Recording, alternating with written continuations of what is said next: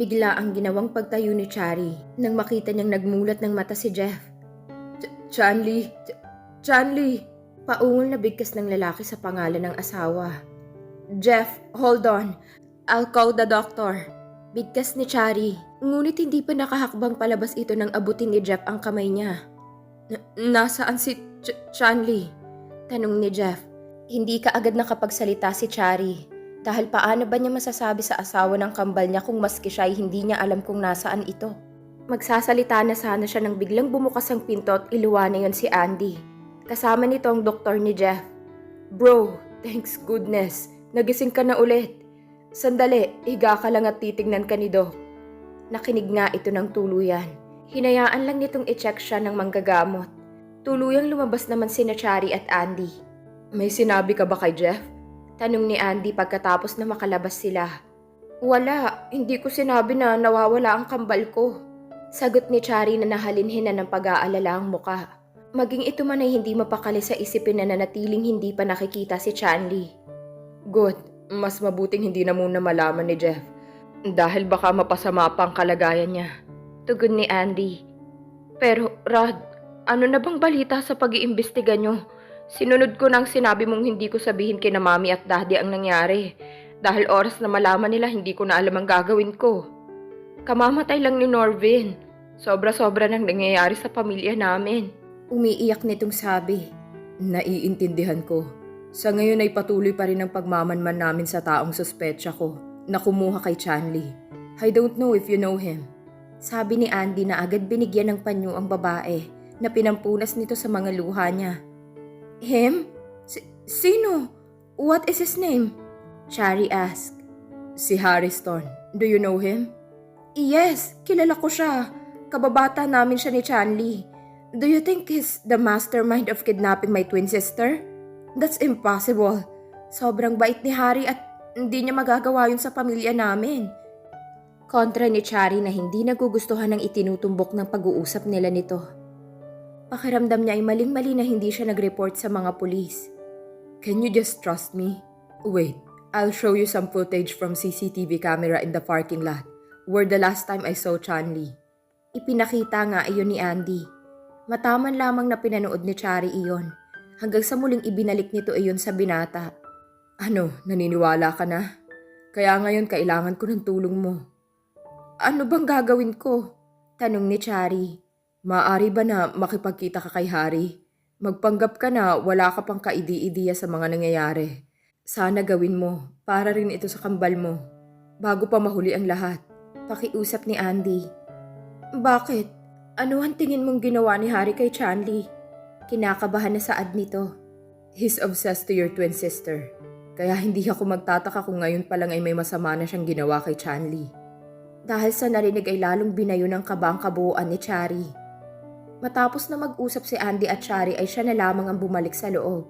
Ang sabi ng doktor ay mas kakailanganin pa ng karagdagang pahinga ni Jeff. Kumusta bro? Tanong ni Andy rito. Heto, masakit pa rin ang ulo ko. Usal lang nangihina pang lalaki. Nasaan pala ang asawa ko? Tanong muli ni Jeff. Nasa resort siya. Huwag kang mag-alala, one of these days ay makakadalaw din siya sa'yo. Sa ngayon ay kakailanganin mo pang magpalakas. Parang gustong mawala ni Andy dahil sa ginawa niyang pagsisinungaling. Pero wala siyang choice. He have to do that. Para na rin sa kapakanan ng kaibigan. Salamat naman. Because I have a bad dream before I woke up. Sa panaginip ko ay nasa panghanib si Chanli. Wala akong magawa dahil unti-unti siyang nilamon ng kadiliman. Salaysay ni Jeff. Napakuyom naman ang kamao si Andy. He felt so guilty that time. Lalo nang masilayan niyang malungkot na mukha ng kaibigan. Patuloy ang ginawang pagkaladkad ni Harrison kay Chanli papasok sa loob ng mansyon. Nang muli ay magtangka siyang tumakas ng umagang yon. Halos mapasubsob ito sa lapag ng malakas siyang itulak pasadsad nito. Please, maawa ka sa akin, Harry. Pakawalan mo na ako. Pagmamakaawa niya. Manahimik ka! Buligaw ni Harrison nang hinawakan niyang binti nito. 2 tauhan itong pumasok sa silid. Boss, anong gagawin namin sa bangkay ng matanda? Tanong ng isa. Ilibing nyo o kaya sunugin nyo. Bahala kayo. Basta lumabas na lang muna kayo. Wag na wag nyo kaming iistorbohin. pagbibigay ng instruction ni Harrison. Bigla ay kinabahan si Chanli sa nakikitang ngisi sa labi ng lalaki. Lumabas na nga ang 2 tauhan nito. Kasabay niyo ng pag-lock nito sa pinto. Anong gagawin mo? Nanginginig sa kaba na usal ni Chanli na napahakbang patalikod. Alam mo ang gusto ko mula sa umpisa pa lang. Nag-aalab na anas ni Harrison. Napapikit si Chanli nang dumampi sa mukha niyang malamig na nguso ng baril na hawak-hawak nito. Kung gusto mong bumait ako sa'yo, sundin mo lahat ng sasabihin ko. Maliwanag, Chanli. Dahil kung hindi ka susunod, hindi lang ikaw ang papatayin ko, kundi pati ang kinababaliwan mong asawa. Gigil na banta ni Harrison at madiin na idiniin sa sentido niyang nguso ng baril. Impit na lang na nag-iiyak si Chanli. Napasigaw siyang muli nang hiklatin ni Harrison ang braso niya at padarang siyang itinulak sa kama. Labis-labis na ang pangamba niya sa sarili nang mag-umpisang dumama sa katawan niyang mapangahas na kamay ng lalaki. Tuluyang ipininid nito ang mukha ni Chanli sa malambot na kutsyon. Dumoble ang paghagulgol niya nang dumapo ang labi ni Harrison sa leeg niya. Sige lang, iiyak mo pa. Dahil mamaya iiyak ka na sa sarap. Anas nito sa may punong tenga niya. Mariin lang siyang nakapikit. Pakiramdam ni Chanli ay duming-dumi siya sa pinagagawa ni Harrison sa katawan niya. Hanggang sa isang katok ang umagaw sa pansin nila. Kaya upang mahinto sa ginagawa si Harrison. Dammit! Sino ba yan? Galit na bulyaw ng lalaki na matalim na nakatitig sa nakasaradong pinto. Boss, may naghahanap sa inyo. Shari Munoz daw. Pagbibigay alam ng isang tauhan sa kanya. Tinitigan nito si Chanli na nakatingin naman sa kanya. Manahimik ka rito ha. Dahil kung sasaway ka, pati ang kakambal mo hindi ko palalampasin. Mariing pagbabanta ni Harrison. Kaya natakot si Chanli at tumangulang. Pinagmasdan lang niya ang pag-alis nito mula sa kama. At ang pag-aayos nito sa nakusot na damit. Panginoon, sana po ay walang gawin na masama si Harry sa kakambal ko. Dasal ni Chanli habang nag-iiyak. Hindi na lang niya namalayan na nakatulog na pala siya. Maya-maya ay napabalikwas siya ng bangon nang makarinig si Chanli ng malalakas na putok ng barel. Ilang pagsisigawan sa labas. Dahil sa takot ay mabilis na gumapang pababa sa ilalim ng kama ito. Labis-labis na ang takot niya sa mga sandaling lumipas. Agad niyang tinakpan ang bibig nang biglang bumukas ang pinto. Kitang-kita niya ang isang pares ng hindi pamilyar na sapatos. Wala siya rito! Malakas na anunsyo na nagmamay-ari ng binti. Maya-maya ay may mga nagdudumaling yabag ng sapatos ang pumaroon sa silid na kinaroroonan niya, kasabay ng pamilyar na tinig. Pero dito ang itinurong silid ni Harrison kanina, Andy. Dito niya ikinulong si Chanli. Siguradong saad ni Chari. Ira... Umiiyak niyang bigkas sa pangalan ng kakambal at nag-umpisa na siyang kumapang palabas mula sa kinaroroonan niya. Nang makita na siya nito ay hindi na niya alam ang sumunod na nangyari. Tuluyan na pala siyang nawalan ng malay bago pa man makalapit si Chari. Tuluyang iminulat ni Chanli ang mga mata. Balikwas siya sa higaan. Ang nauna niyang ginawa sa mga sandaling nagising siya ay pinakiramdaman niya ang buong katawan. Para siyang aatakihin sa isipin na tuluyan siyang napagsamantalahan ni Harrison. Bigla ang pagbukas ng pinto at iluwani yun si Chari na mabilis na naglakad palapit sa kanya. I'm glad you're wake up already, sis. Sobra akong nag-alala. Mangiyak-ngiyak na saad nito kay Chanli. Ano bang nangyari, Ira? Tanong niya rito matapos na makaupo ito sa upuan sa may tabi ng kama niya. Nasa isang hospital sila. Kung hindi siya nagkakamali, iyon din ang pagamutan kung saan naka-admit si Jeff. Ganito kasi yun siya. Kahit kabadong-kabado sa pagpunta niya sa bahay bakasyonan ng lolo ni Harrison, ay pinalakas na lang niya ang loob. Dahil kung tama man ang kutob ni Andy na baka naritong kakambal niya ay mas makapubuting siyang makadiskubre. Sino ka at anong kailangan mo, miss? Tanong ng isang lalaking sumilip sa maliit na siwang, kung saan may bukasan doon mula sa labas, para makita ang taong nasa labas ng matayog na bakal na gate. I'm Chari Munoz, kakambal ko si Chanli. Gusto ko sanang makausap si Harrison. Sabihin niyo lang ang buo kong pangalan, makikilala niya ako. Matipid siyang ngumiti. Sige miss, sandali lang. Kasabay ng muling pagsara ng maliit na siwang, pasimpleng sumulyap sa di kalayuan si Chari. Senyas yon na maghanda si na Andy. Kabado man ay iniisip na lang ni Chari na kakayanin naman siguro ng grupo ni na Andy ang lahat ng tauhan ni Harrison. May 3 itong sniper na nakapwesto na rin sa magkakaibang direksyon at humigit kumulang na 15 tauhan. But Maya-maya ay tuluyan nang bumukas ang malaking gate. Sumama kami sa akin. Mando ng lalaking nakausap niya kanina. Ginawa naman niya yon. Pasimple niyang pinagtitignan ng napakaraming tauhan na rumoronda sa buong lugar. Sa ngayon ay naire-record ng buong kabahayan dahil sa suot lang naman niyang contact lens na pwedeng makapag-record ng imahe na nakikita niya ngayon. Nabibilib siya dahil para siyang nasa action movie. Para sa protection ay pinabaunan din siya ni Andy ng maliit na barel na magagamit niya kapag nagkaroon ng gulo mamaya. Mabuti na lang at hindi naisipang mga panang lalaking nagpapasok sa kanya. Bilib din naman talaga siya dahil tila panatag ang loob ng mga ito sa hilat siya ng pagmumukha niya. Isang makipot na daan ang tinalunton nila ng kasama niya. Bago sila tuluyang nakapasok sa loob ng mismong mansyon. Katulad sa labas ay marami pa rin ang nakakalat na mga armadong lalaki sa loob. Maupo ka riyan. Hintayin mo na lang daw si boss dito. Tugon nito, nakaagad tumabi. Isang peking ngiti ang ipinamalas ni Chari nang makita niyang pagpasok ni Harrison. Magandang araw, Ira. Ano bang sadya mo? Tanong nito sa babae. Gusto ko lang sana ipagtanong sa'yo kung nakaka-text mo ba lately si Chanli. Magpahanggang ngayon kasi ay hindi pa namin siya nahahanap. Malungkot na usal ni Chari, with teary eyes pa yan, para bongga. Pasensya ka na pero hindi. Kung naaalala kong huli kong kita sa kakambal mo ay noong 1 buwan pa yun sa grocery store. Napakasinungaling mo. Gustong isigaw ni Chari sa mukha ni Harrison. Ngunit nagpigil siya. Maliwanag naman na nagsisinungaling ito dahil kitang-kita mismo sa ipinakitang CCTV footage na kasama nito si Chanli sa parking lot. Nakalagay din doon ang oras at date kung kailan nakuhanan yon. Ganun ba? Sobra na kasi akong nag-aalala. Baka kung anong ginagawa niya sa sarili niya. Dahil sa pagkawala ni Norvin at sa nangyari kay Jeff. Pati ang resort napapabayaan na niya. Lungkot-lungkutan siya para lalong bilhin ni Harrison ang drama niya. Huwag kang mag-alala. Tutulungan kitang maghanap. Sabi nito. Salamat. Mabuti ka pa at pinapahalagahan mo ang kapatid ko. Kesa si Jeff na wala naman ang silbi.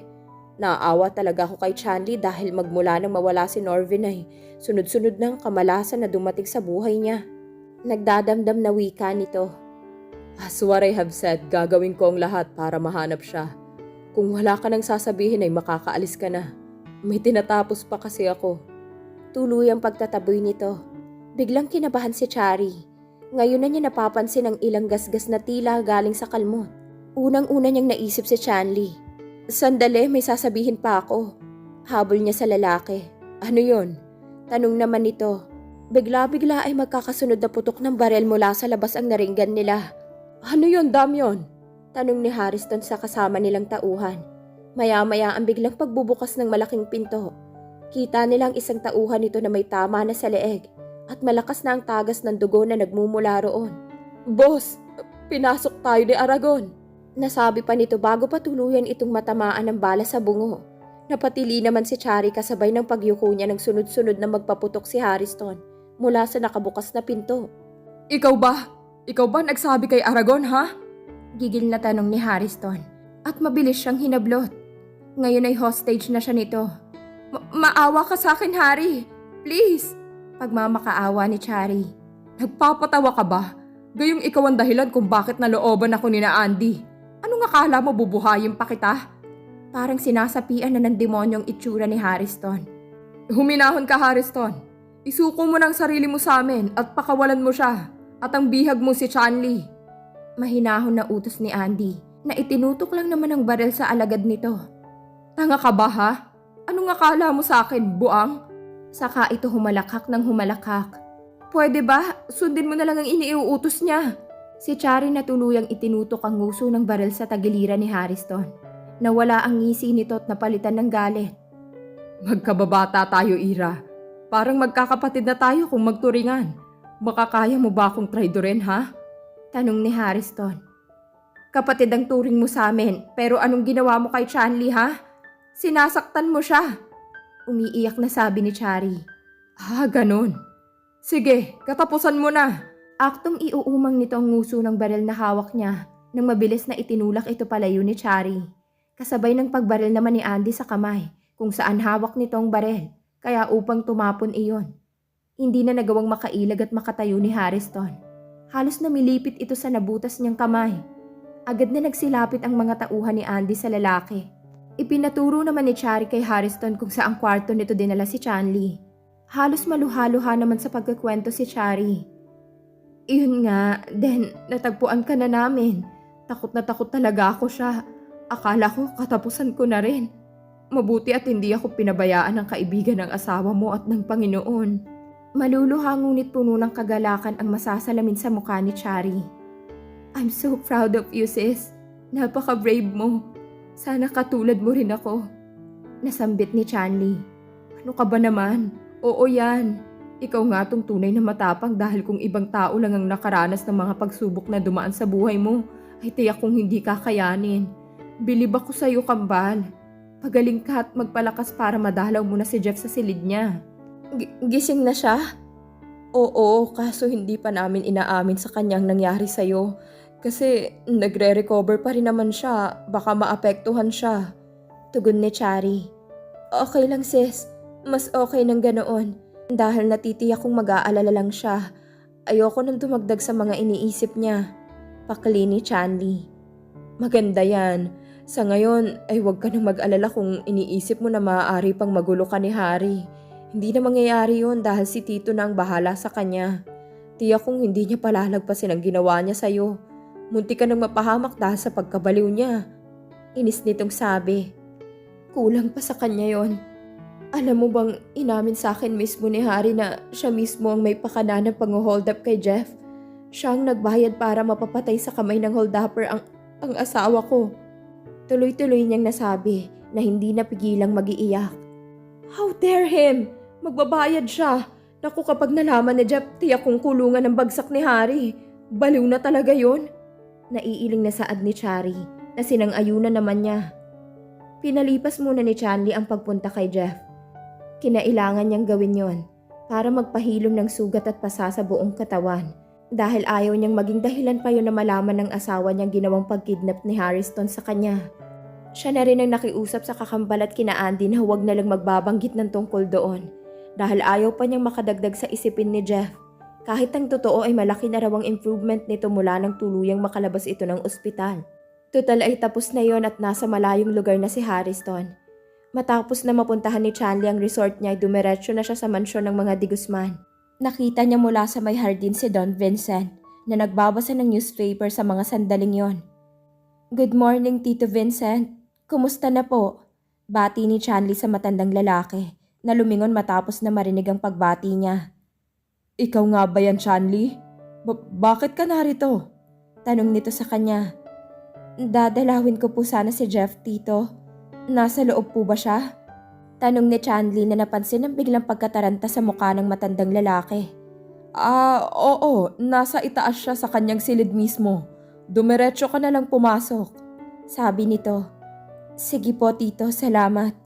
Tumalikod na si Chanli at nagtuloy-tuloy na nga sa loob ng mansyon. Walang kaingay-ingay ng mga sandaling yon.